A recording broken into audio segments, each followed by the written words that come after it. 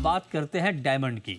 और डायमंड की बात इसलिए कि अमेरिका ने जब से ये ऐलान किया है कि भारत पर हम 50% का टैरिफ लगाएंगे, उसके बाद डायमंड इंडस्ट्री की मुश्किलें काफ़ी बढ़ गई हैं। और ख़बर ये आ रही है कि करीब 1 लाख कटर और पॉलिशर्स बेरोजगार हुए हैं। और पिछले 10 दिनों में तेज़ी से इस सेक्टर से जुड़े हुए लोगों की नौकरियां जा रही हैं। इस पर ग्राउंड इन्फॉर्मेशन के साथ हमारे साथ जुड़ रहे हैं कामा ज्वेलरी के founder and MD Colin Shah और फॉर्मर चेयरमैन भी हैं जीजेईपीसी के। तो आप दोनों का बहुत स्वागत है। कॉलिन जी, मेरा पहला सवाल आपसे यही होगा कि क्या वाकई ग्राउंड पर डायमंड इंडस्ट्री की मुश्किलें काफ़ी ज़्यादा हैं इस वक्त? हाँ, इस वक्त डायमंड इंडस्ट्री की मुश्किलें काफी ज्यादा है। देखो, हमारा सबसे जो बड़ा मार्केट था वो यूएस था, और यूएस के बाद चाइना। तो दो जो बड़े मार्केट है, वो दोनों आज की तारीख में ये टैरिफ के कारण से मुश्किल में है। यूएस तो टैरिफ के कारण आज जो 25+25 जो लूज पे कर दिया है, सो 50% में आज माल वहां भेजना बहुत मुश्किल है।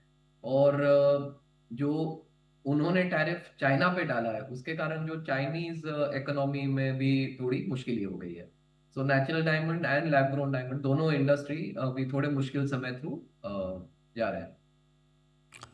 अच्छा, लेकिन खबर ये आ रही है कि करीब 1 लाख कटर और पॉलिशर्स की नौकरियां चली गई हैं। ये बात ठीक है कॉलिन जी?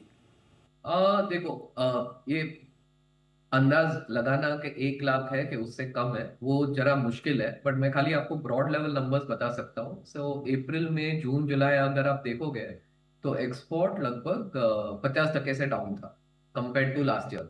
अगर आप लास्ट 3 साल का एवरेज देखोगे तो हर हर साल पहले क्वार्टर में, अप्रैल में जून में लगभग 3-3.5 बिलियन डॉलर का एक्सपोर्ट होता था, जो ये साल $1.5 बिलियन पे आ गया है। अच्छा, जुलाई भी ट्रेंड वैसे ही रहा है। और अब ये टैरिफ के बढ़ावे से हमको लग रहा है कि अगस्त टू मार्च अगर कोई ट्रेड डील नहीं हुआ और अगर ऐसे ही रहा, तो इंडस्ट्री लगभग 50-60 और maybe even 70% compare to last year down रहेगी। बिकॉज जो मेजर मार्केट्स है वहां पे कंजम्पशन नहीं रहेगा। अब अच्छा। इसके कारण हाँ, जॉब लॉस पक्का होगा, क्योंकि आज जो स्मॉल और मीडियम साइज यूनिट्स है, स्पेशली जिसके 25 से 100-200 कारीगर का जो फैक्ट्री आज रहता है, वेदर दहीसर में बहुत सारे मैन्युफैक्चरिंग यूनिट है और सूरत में भी है, तो उनके लिए थोड़ा ये मुश्किल ही है। समय के कैपिटल निकालते रहे, जैसे पैंडेमिक में बहुत सारे जन ने 3-6-12 महीना भी अपना फैक्ट्री लोअर लेवल पे रखा था, क्योंकि मालूम था कि एक बार ये खत्म हो गया फिर अच्छा समय आएगा। बट इस टाइम थोड़ी अनसर्टनिटी है कि ये इंडिया और यूएस का डील होगा कि नहीं होगा। अगर होगा तो आई थिंक वापस सबका वो उत्साह आ जाएगा और मैन्युफैक्चरिंग वापस आ जाएगा। मगर अगर नहीं हुआ तो थोड़ा मुश्किल समय है ये टाइम।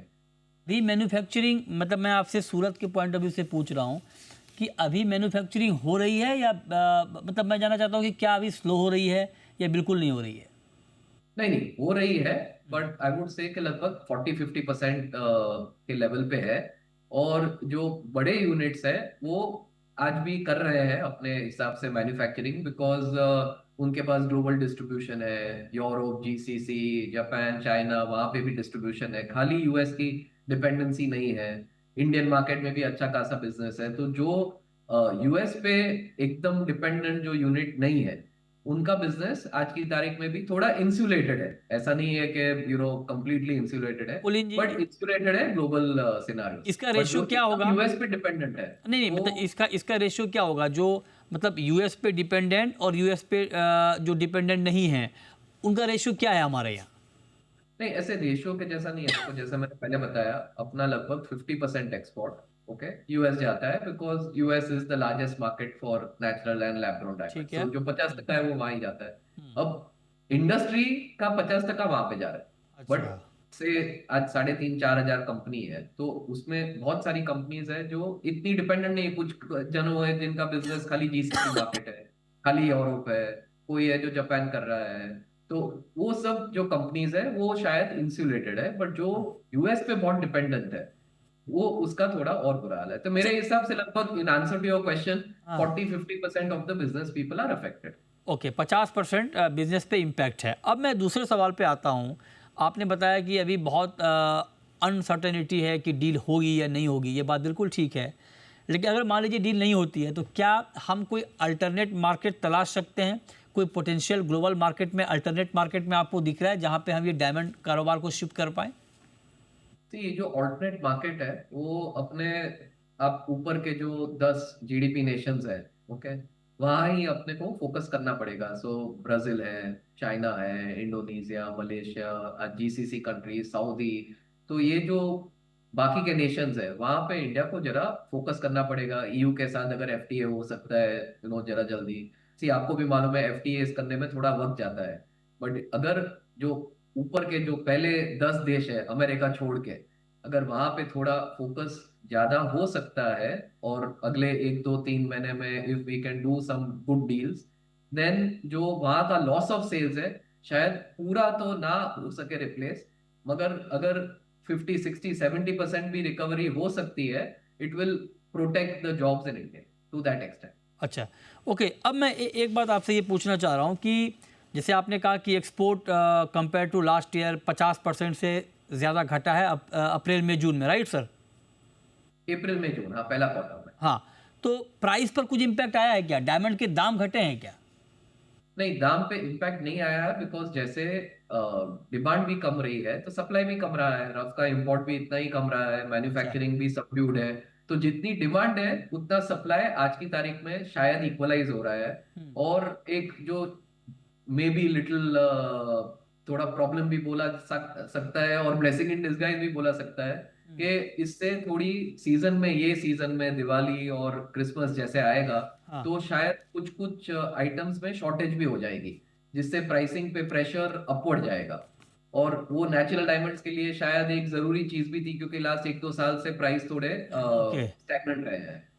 अच्छा, तो तो ये आप साल ये थोड़ा कह रहे हैं कि शॉर्टेज आ सकता है चूंकि सीजन मैन्युफैक्चरिंग टाइम। नहीं होगी तो नेचुरल डायमंड के दाम बढ़ भी सकते हैं फेस्टिवल पे। हाँ, फेस्टिवल थोड़ा बढ़ावा आएगा। ओके। अच्छा, ये यूएस टैरिफ का इम्पैक्ट दोनों डायमंड पर सेम है सर, नेचुरल पे और लैब ग्राउंड पे, या किसी पे कम किसी पे ज़्यादा? नहीं, अब आज की तारीख में तो दोनों पे इतना ही है बिकॉज सी एक है जो लूज जा रहा है और दूसरा है जो ज्वेलरी बन के इंडिया से जा रहा है। तो जो ज्वेलरी बन के जा रहा है उस पे भी आज 25 से 50% टैरिफ लग गई। डी मिनिमिस भी जो एक रूट था, तो वो भी ई कॉमर्स का रूट भी एंड ऑफ अगस्त तक खत्म हो जाएगा। सो इसके कारण जो नेचुरल और लैब ग्रोन की ज्वेलरी थी उस पे भी इम्पैक्ट आएगा। और जो लूज जा रहा था उस पे तो एकदम 100% इम्पैक्ट आ जाएगा।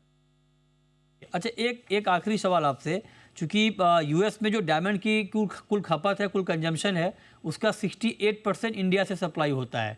तो अमेरिका में भी तो दाम बहुत बढ़ जाएंगे डायमंड के, कहाँ से लाएगा? या अमेरिका के लिए कोई है अल्टरनेट मार्केट, या उनके लिए भी बहुत दिक्कत है? नहीं, देखो, आज इंडिया का ऑल्टरनेट हमारी एक इंडस्ट्री है शायद शायद जहाँ पे उनको इतना ऑल्टरनेट नहीं है। बिकॉज चाइना और थाईलैंड पे भी 30 से 50% ड्यूटी है। ओके।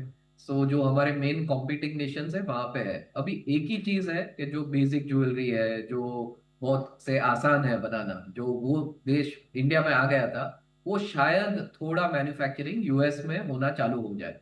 जैसे वहां का प्रेसिडेंट भी चाहता है कि मैन्युफैक्चरिंग वहां पे थोड़ा लौटे। तो जो ब्रांड्स हैं आज आप देख लो, टिफनी ऐसी बड़ी कंपनीज है, हाँ, राइट। हाँ, तो हाँ। वो यूएस में अभी ऐसे भी बना रहे थे बट ज्यादा बनाएंगे। ठीक है, तो एक थोड़ा क्विकली 30 यूएस में सेकेंड। मैन्युफैक्चरिंग लौटेगा। बट कंज्यूमर को जो इंडिया की टाइप की ज्वेलरी है वो नहीं मिल वो पाएगी। ये बस जरूर महंगी मिलेगी। ठीक है, क्विकली सर, 30 सेकंड में अगर आप जवाब दे पाएँ। अगर मान लीजिए टैरिफ लग जाता है तो कोई बीच का रास्ता, मतलब आपको लगता है गवर्नमेंट अगर कुछ इंटरवीन करे आपकी इंडस्ट्री के लिए, तो वो इंटरवेंशन क्या होना चाहिए?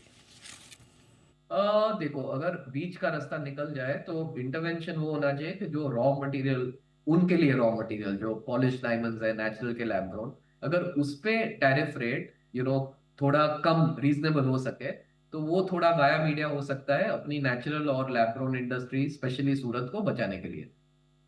और शुक्रिया कॉलिन शाह जी आपका हमारे साथ जुड़ने के लिए और डायमंड पर इन डेप्थ व्यू हमारे ऑडियंस को बताने के लिए।